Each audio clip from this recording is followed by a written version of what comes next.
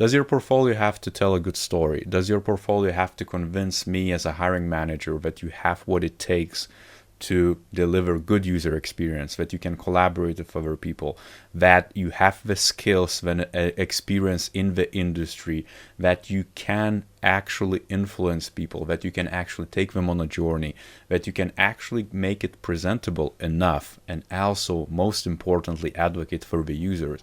And the answer is, of course, yes. But does it have to be perfect? And the answer to that is definitely a no.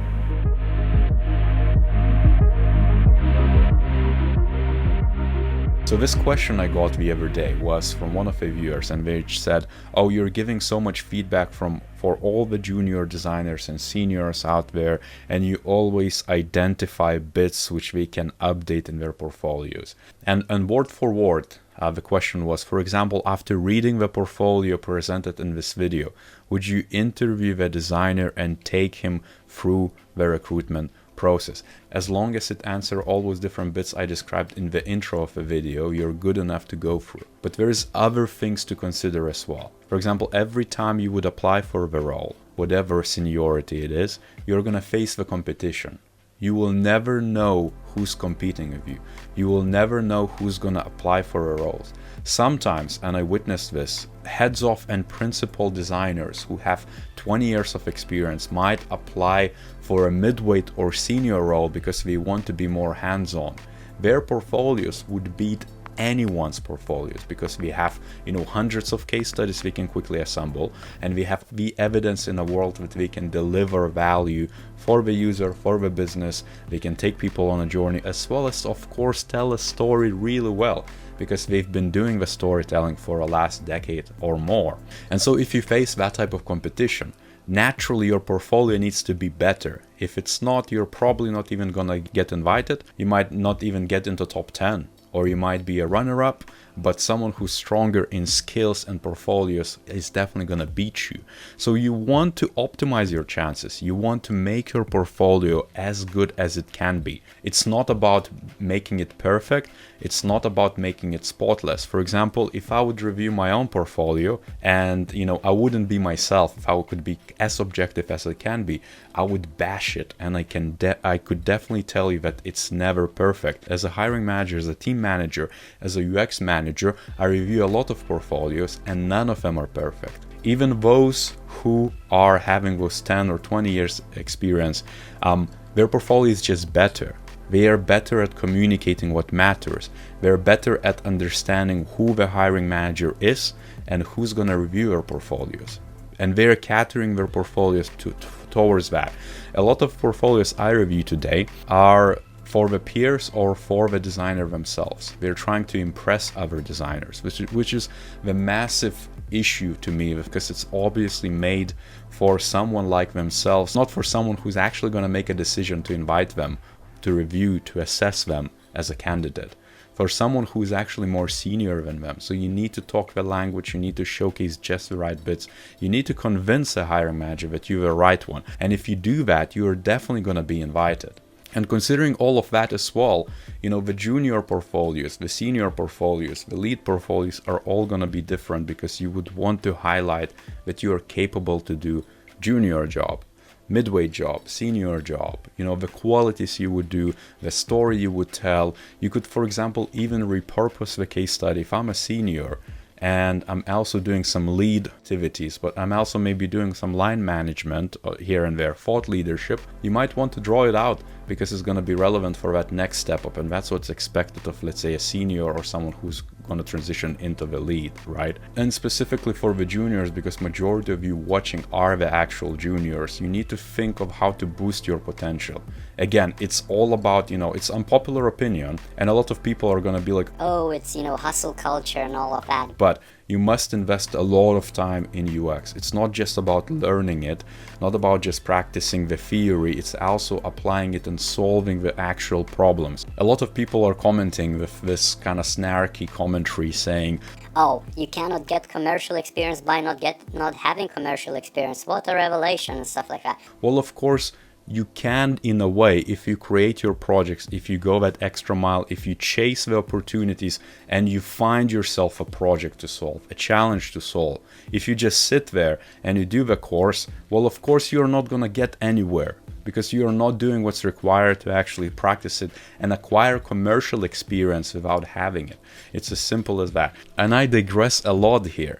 But for the junior portfolios, this is what I would want to see. I would want to see someone who actually is taking themselves out of their seats, out of their comfort zone, and doing the extra thing. You can imagine you're gonna be competing with hundreds of juniors for each of the openings of the job descriptions of the job ads, 10, 20, 50, 100, 200, depends on the company, how attractive it is, depends on the, the package and things of that nature. But the junior positions, because there is such an influx of people who are junior, they just get annihilated. There's always going to be hundreds of people competing with you. So what can you do about it? How can you excel out of it? Again, it's going to come down to understanding who's going to review your portfolio, understanding if your skills match up, understanding and showcasing that you actually go extra mile and do your own side projects which would match that industry, that need from that job spec, from that company itself. For example, if you see that there's an opening for a junior role in a specific company A, let's call something like Google, a random example, right? Not that you need to aim for it. And you know that they have a lot of junior positions in, let's say, enterprise tools. What should you do? What will you do? I can give you an advice. You should definitely start with a side project which is an enterprise tool. Find a team, find a friend, or do it on your own. Research, do some product design, document it all, make a case study, even if it's conceptual, so that when the hiring manager from that specific place is going to review your portfolio, they're going to see, okay, this person actually has what it takes, or has a good enough thinking, because they know exactly how to match their need to get into the junior position with the employer's need. And so there's a lot of different variables here, but ultimately the key takeaway is that your portfolio doesn't have to be perfect. It just has to be better than the competition. It has to be relevant to the hiring team. It has to be relevant to the company, to the industry. It has to showcase that you didn't just go into a boot camp. You didn't just read a book. You didn't just do something like one course and you think that you have all that potential. No, the potential you generate by going extra mile and trying to do more than what everyone else is doing. It's as simple as that. And then the person who's going to review your portfolio, like a hiring manager, they're going to be like, okay, well, I have 20 different candidates. All of them have one case study. All of them are coming from bootcamp. But here's this outstanding fella who has a lot of different projects, who actually has project which is relevant to us, who actually has depth and understanding of UX, who actually demonstrate that they worked with someone to deliver that or influence that. Bingo. The potential for them to grow into a more capable designer, even if they don't know it perfectly and their portfolio is not 100% decent, they can grow into it. And a hiring manager can tell exactly who did that extra work, who does know more about it. But again, you're always going to be facing competition, and you're never going to know who you're facing. You're never going to know the caliber. You're never going to know who has the better skills or better portfolio than you. What you know is your portfolio, and you must optimize it. You must put in the work, very, very hard work at that. I'm not gonna bullshit you here, because there's a lot of videos online showcasing all this whimsical and bubblegum type of approach of like, oh, you can just kind of make it. A lot of people get lucky, but you shouldn't rely on luck, because the luck alone is not gonna get you a job. There's too many of us, too many of designers out there already. There's only a few openings here and there in, let's say, selected tech hubs or industries or geographical locations. And so you cannot gamble. You must optimize your things. And me as a hiring manager, I'm always going to select the candidate which is best for the job, which presents themselves the best, again, the portfolio as best as they can. Of course, I have to do that. I cannot just say, oh, this is really good candidate, but there is someone who's not as good and I'm gonna pick someone who's not as good. It just doesn't work that way. That's not the real life scenario. Usually none of the portfolios are perfect. It's just some are more better in certain aspects than the others, if that makes sense. So I hope this is useful. If you want to support this channel, smash that like button, share with a friend, subscribe if you haven't done so. Of course, leave a comment down below. All that engagement bits and bobs, I really appreciate it.